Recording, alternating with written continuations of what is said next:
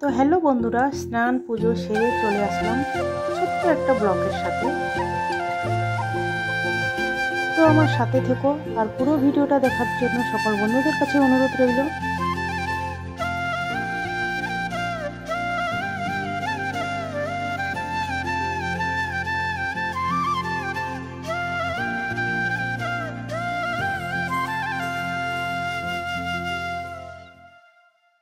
আমার সকল বন্ধুদের জানাই শুভ সকাল।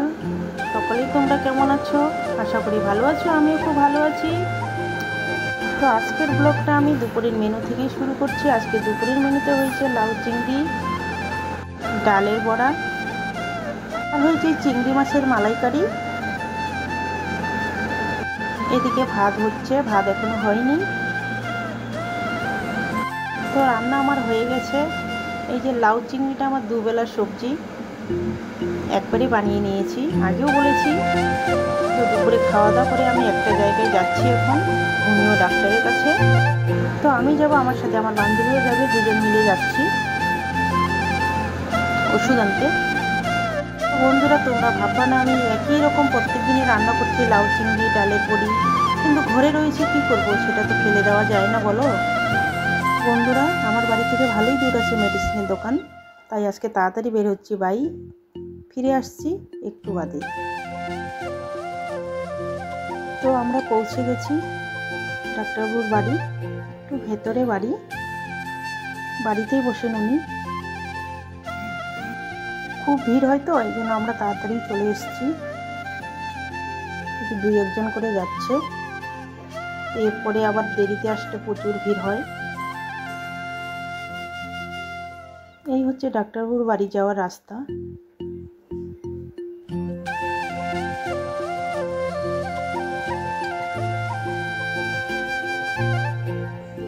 এই হলো ডাক্তারবাবুর বাড়ি। তো বন্ধুরা, আমরা ওষুধপত্র নিয়ে পৌঁছে গেলাম টোটো করে কলকাতা বাজার। আমার বান্ধবীর কিছু কেনাকাটা ছিল, বুঝতেই পারছো, দুর্গাপুজো চলে আসলো, আরও মাত্র কয়েকটা দিন বাকি।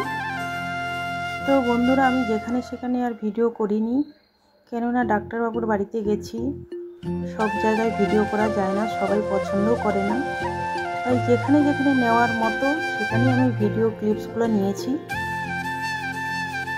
তো বন্ধুরা, দেখতে পাচ্ছ এই দুর্গাপুজোর প্যান্ডেল হচ্ছে, এটা আমার বাড়ির একদমই কাছে।